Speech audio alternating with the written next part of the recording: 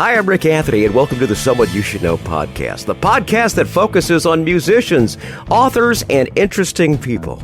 We like to say we're making a difference one artist at a time. So sit back, have a cold one, and get ready to meet someone you should know. I'm Rick Anthony, and we have something very, very special for today. Today is April 30th, 2025, and April 30th, 1975 is a day that changed history. It marked the end of the Vietnam War as Saigon fell to the North Vietnamese forces, bringing a decade of conflict to a close. Now, for some, it was a moment of liberation, but for others, it was a time of heartbreak and exile. The world watched as helicopters evacuated the last Americans from the U.S. Embassy, and South Vietnamese citizens desperately sought to escape. Here it is 50 years later, and we're going to reflect on the impact of that day from the people who actually lived it. Joining me is Miki Nguyen. He's the son of Lieutenant Colonel Ba Van Nguyen of the South Vietnamese Air Force. He was a pilot whose heroic ditch-at-sea rescue mission during the fall of Saigon was featured in the 2015 Oscar-nominated film, The Last Days of Vietnam. Here he is to join us on this 50th anniversary. I am absolutely thrilled to talk to. Yeah, thank you, Rick. Thank you for allowing me to share with you and your audience the story of our family and the events leading up to what happened 50 years ago during the fall of Saigon. So again, appreciate the opportunity to be here. Miki, this is great. Welcome aboard, first off. I'm so excited. Go ahead. Yeah, thank you again, Rick. I'm just, again, honored and pleased to be here to share with you and your audience the story of our family and what happened 50 years ago today. Now, before we delve into the book, I want to find a little bit more about your dad. What was it like growing up a military family? And the other thing was I wanted to find out about his flying career because I am an avid aviator, and every chance I get, I hit the skies. So I see on the cover of the book there's a Chinook CH-47 helicopter there. Is that what he flew? That's the actual picture of his God. Chinook and him there, the little black dot there. Jumping out of the perfectly good helicopter. So that is correct. He flew several types of different types of helicopters. Finally, towards the end of his career there, was the almighty CH-47 Chinook, made by Boeing. And it's still in service today. Exactly. The funny thing was when we finally got to America and got settled down, he worked at Boeing for many, many years and retired from Boeing. And so that was the Chinook. What was it like being his son and growing up? Growing up, I grew up on the military base, basically, on the Air Force base throughout the duration of my life in Vietnam. We left there abruptly when I was in April 29th, the day yesterday. Mm-hmm. 50 years ago, in 1975, at the age of 6.5. And so my life, as a young boy, playing around the barracks, playing around, military equipment and guns and bullets all over the place. And so just a young, curious boy, always loved climbing trees and just exploring, being curious about the world around me. And so back on the barrack, we had a bunker in the back of the house, and so every time we hear the siren go off, my immediate muscle memory would always be to run, to the back of the house and get inside get down into the bunker. So it was a tumultuous time for folks like my father and mother. But for me as a young boy, it was just an adventure. Growing up in that environment. What base was it? Was it Tan Son Nhut, or where was it at? No, this was towards the last couple of years, Bien Hoa. Bien Hoa, okay. Which is about 45 minutes, an hour away from Saigon. There. All right, very good. Now, I got to ask you, what inspired you to share your father's story in the last flight out? And the big question is, what do you hope readers take away from it? God, that's a great question in that it's such a broad answer. This was a family story that was shared by my father and my mother for many years after that ditch moment 50 years ago, and finding our way into the United States and then finally settling in Seattle. And every time that my dad would meet up with his other military buddies, they would share war stories. And so, as a young boy growing up, I would always, perk my ear every time my dad would talk to his buddies over a cigarette and a beer and share war stories. And this was a story that my dad shared with how he maneuvered the ditch, the days leading up to that moment where we had to abruptly escape, and in that ditch moment, as well as other types of military stories. And so, family story passed on through the years, and we didn't get the name of the ship nor the captain.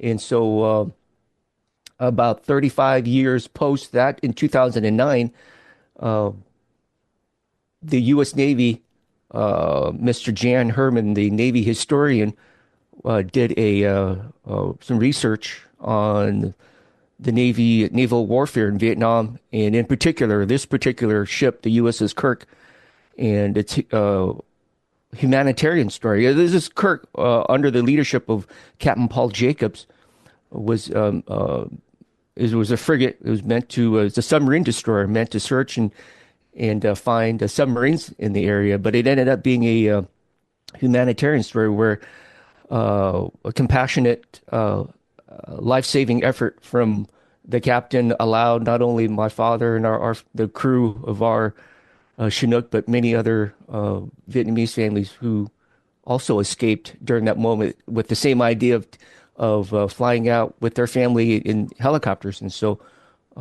it's a family story that was told through the years, and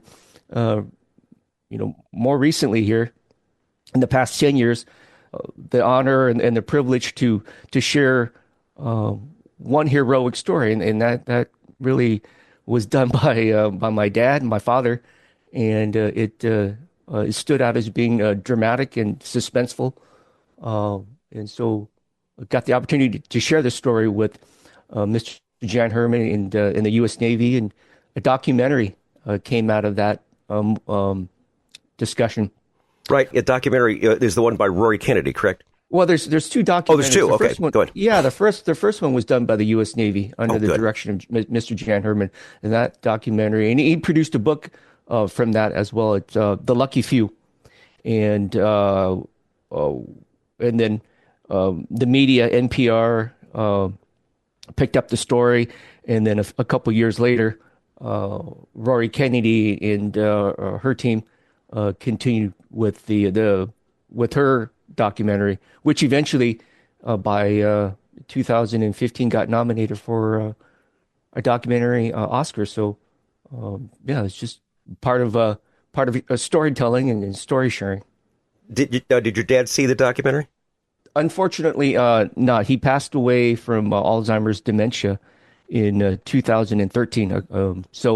But we did get the chance to, as a family, in 2010, a couple years prior to him passing away, to actually meet the captain and the crew at a reunion in Washington, D.C. Oh, how nice! Yes. So that was a nice moment there where we got to say thank you to the captain and the crew for saving our lives, basically. Miki, I got to ask this question here. We're going to back up a couple of days. At the end of April, you're 6.5 years old. Is your dad explaining what's going on and the fact that you might have to bug out as soon as possible? The months and the days leading up to April 29th, young boy hearing bombs and hearing artillery and things are circling around the city there, was very evident that things were ramping up. Not going to turn out well. And so the last few weeks, the 29th, yesterday, my father had told my mom, hey, we got to get out of this Air Force base because it's going to be, bombed and attacked heavily. So let's move you guys. Let's move the family to Grandma's house, his mother. And Grandma's house was in the middle of Saigon, in a very densely populated part of the city there. and we were there for a few weeks. And I remember the every night we'd hear bombings and hear military activity and things going on all around the city. And so to answer your question, that I knew what was going on, and surely my father, knew exactly things were going to turn bad, and so let's consolidate back to grandma's house. And he told my mom, get the bags loaded up, get baby formula, baby food, and in the event of something bad, I'm gonna come in and get you guys, and we'll get out of there, find a safer, location to get away from the hot zone. So he did inform my mother exactly what was going on. Miki, how many siblings? How many siblings do you have, and how many were born prior to the departure in '75? I was so I'm the oldest, and I've got a younger brother who's 3 years younger than me, Mika, and a baby sister who was 8 months at the time, Mina, and so three siblings in the family. Very good. When did you come to the States? We got here to Camp Pendleton towards the end of summer of '75. And so the transition took a few months from April 29th, the ditch day. And then from there, a few months to transition through to Camp Pendleton. And then from there at Camp Pendleton, going through the immigration process, and then finally got sponsored by a church here in the outskirts of Seattle. So you've been in Seattle since '75 then, right? That is correct. Yeah. Right, very good. This is a great story. I really appreciate that. And we're going to delve into it a little bit more. But first, I want to say thanks so much for tuning in to the Someone You Should Know podcast. Miki Nguyen is our guest this time as we commemorate the 50th anniversary of the fall of Saigon. I want to thank Buzzsprout for sharing us to all the streaming platforms. You're heard on 17 different platforms. If you like, Spotify or Amazon or Apple Podcasts or a Podcast Addict, you're going to find us. Just look for the Someone You Should Know podcast, okay? Look for my mug there, okay?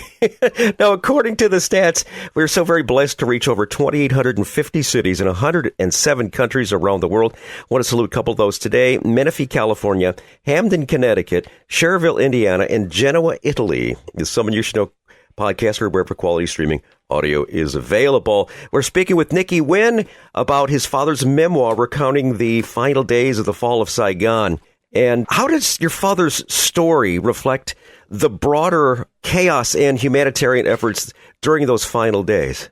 In terms of the broader perspective, we see in the documentary that Rory did the larger viewpoint in terms of people that were part of the South Vietnamese army, South Vietnamese that were working with Americans and the American military back at the time, knew exactly that if they would have been captured,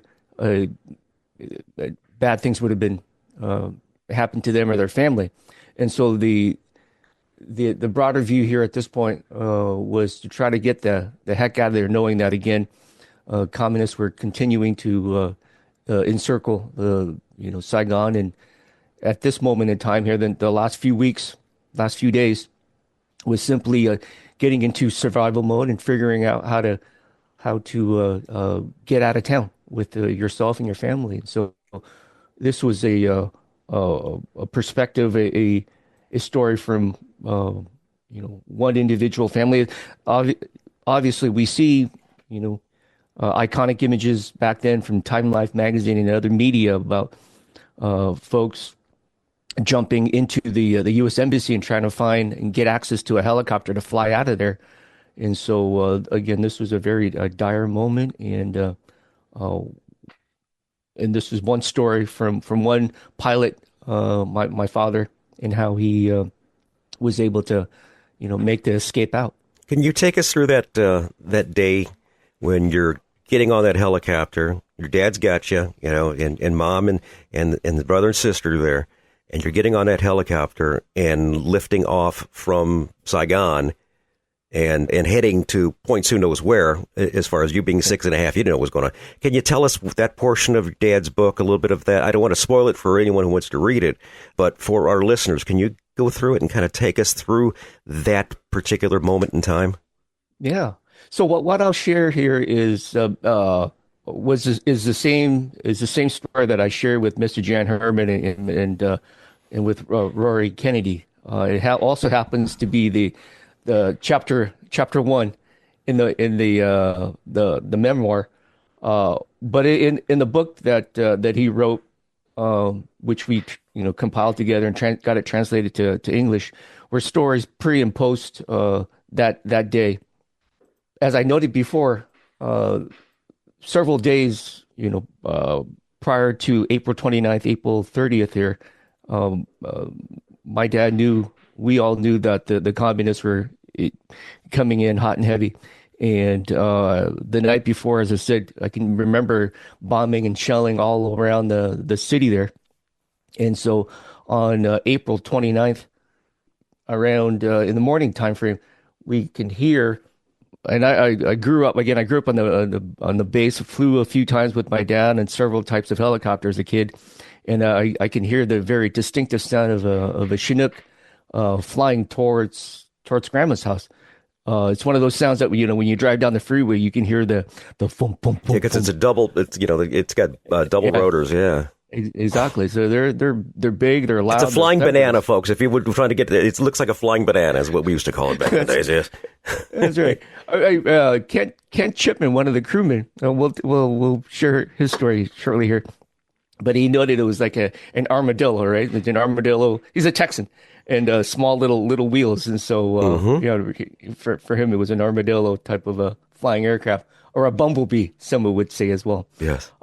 But I hear that thing coming, and at Grandma's house there's a soccer field, football field in the front, and my dad was able to land, blew up all sorts of debris and tin roofs here and there, and just blew everything all around the neighborhood there, but able to land that in front of the on the soccer field, and we see the rear access door open up, and one of his crewmen runs out and waves us in, and my mom was holding a baby sister, and myself and younger brother ran to the back, and the rest of my father's family, grandma and my aunts and uncles, my mom waves them to come along, but they said no, go with your husband. Because nobody knew exactly at this moment what was going to happen. It was just, where is he going to go? You can only run so far, I guess, here and there to get away from the hot zone. But go with your husband, as they told my mom. And basically, it was just our immediate family, and got into the back of the Chinook, and then he quickly lifted the Chinook and flew out of town there just to get away. And the idea was to fly further south and rendezvous up with a few other of his crew that also was given the chance to go get their family and rendezvous back in a place that was a little bit more peaceful, to figure out what to do next at that point. My father had the co-pilot, the gunner, and mechanic, and along with their girlfriends or family members, yes, yeah, and family members, yeah.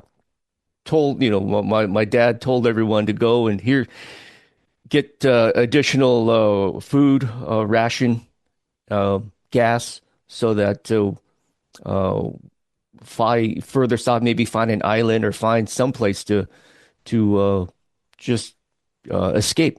And the perspective from the co-pilot and other crew members, they were left confused, unknown exactly what to do. In the last few days there, my dad had tried to figure out, wait out for orders, try to communicate with his senior officers, commanding officers, other leadership, but they too knew exactly what was going to happen, and so they also picked up their family and exited out of the country as well. And so the last day or two there, my father said, "Hey, guys, it's time to figure out what to do with ourselves and our family, because everybody, all of senior leadership is not available to, at this time. So we're on our own. This isn't like the Wild West at this point." And he used the Chinook as an analogy of his horse. And you had your horse, and you figure out what to, how to get out of town with this situation. So. Yeah, because a lot of people did not make it out of town, and that is that's very, very sad. Where is the book available at? Oh, so it's on Amazon, Barnes and Noble, other places as well. So yeah, the link is on the website. Okay, very good. And the website for people to check out more of your activities and such, Miki? Nguyen, my last name, Nguyen. And then my father's middle name, Van, and then his first name, Ba. So it's onelong.com. It's one long. I'll find it and I'll put it in the show notes so everyone who's listening in doesn't have to try to get a pen and try to write this down. It'll be down in the show notes. And, of course, we'll give you links to where you can go ahead and learn more about the book and purchase a copy. Because Memorial Day is coming up next month, and this is, of course, the 50th anniversary of the fall of Saigon, and I'm just so delighted to have Miki on board here today. One final thing I want to ask you is, how has your father's legacy shaped your own perspective on things like leadership and sacrifice and resiliency? Oh, and the one big thing in terms of leadership is the sacrifice my father had to go through in terms of that ditch moment, the moment where we loaded up on food, we loaded up on ration, and finally he says, "Let's go, let's take off." And I'm trying to connect the where we load up on ration. He flies, he tries to find an island, but instead he hears on the radio, U.S. ship out in the Pacific. And now the Chinook, with family members on board, babies on board, he heads out in the Pacific trying to find the Navy. So as I try to connect back to your question in terms of that leadership, that sacrifice, it was that moment on April 29th around 2 p.m.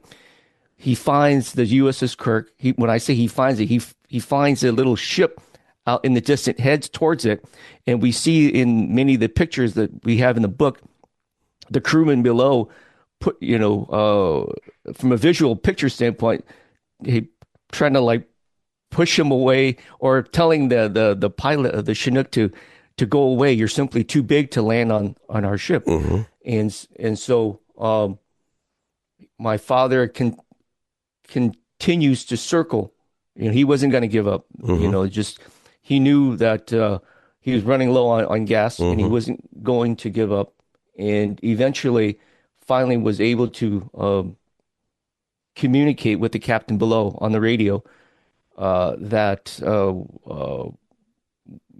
not only does he need help, but try to figure out exactly the maneuver that he was about to take on next in terms of getting the people inside the Chinook off onto the ship. And so at this moment in time, we've got both, acts of not giving up, resiliency. We got communication, all of these things that are a natural trait of being a leader. And the last part of that story here is that self-sacrifice that he had to execute next. And so at this moment in time, the Captain Paul Jacobs, kept the frigate moving at a steady pace. And my father had to fly backwards, maneuver the Chinook backwards, looking over your shoulder. Oh, jeez.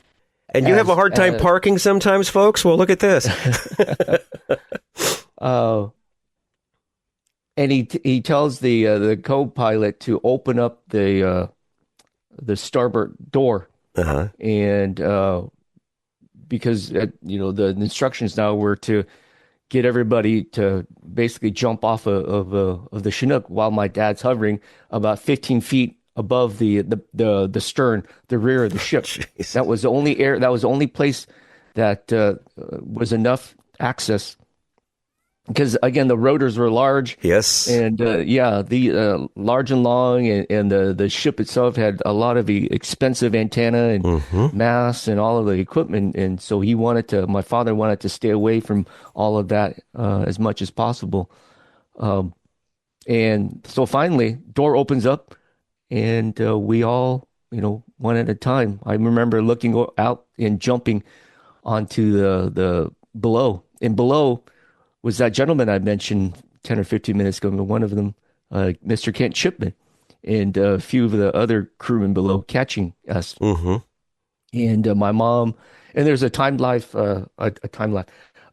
New York Times a caricature cartoon that walks, has an illustration of walking through, and there's a picture in the cartoon of my mom dropping a baby sister down onto the deck, the folks below. So finally, everyone exits the Chinook. Everyone's out, and my dad tells the co-pilot to do one more inspection to make sure that everyone in the back is gone. And co-pilot taps him on the shoulder, gives a thumbs up, saying that everyone's out. So my dad tells the co-pilot to also jump, out. And the last thing I remember as a kid there, looking back, and my dad hovering away from the ship. Obviously, they pushed, all of the civilians, kids inside. They don't want anybody running around the back deck. It was pretty chaotic on the back deck of the ship at this time. So that's the last thing that I remember seeing my dad, was him hovering away from the USS Kirk there. And Dad ditched it real close to the Kirk. And who was the individual who took the photo of the Chinook and Dad jumping from the Chinook? Oh yeah, Mr. Campiano was one of the photographers. There was probably a few others, but Mr. Campiano was one of the photographers there, and then Dan Lucero was another gentleman that did the video. So I want to give credit to those two individuals as well. So, but you're right. Yeah, so Dad had to jump from the helicopter. Yeah, he flew about 100 yards away from the ship, and there's pictures of that. And we see him hovering above the water. And he's hovering there for about 10 minutes because at the moment there, he's trying to take off his boots. He's taking off all of his sidearm. And, yes, exactly. Yeah. Yeah. All his survival gear. Yeah, all that. Yeah. All of that. And he's trying to get down to his undergarment. And once everything was ready, the captain, Captain Paul Jacobs, sent down a skiff with the crew to either be a rescue or recovery. And so father gives a thumbs up. He opens the port left side door on his left side, and with his right leg he kicks the control so that the Chinook would immediately lean to the right while he jumps to the left, and that's what happened.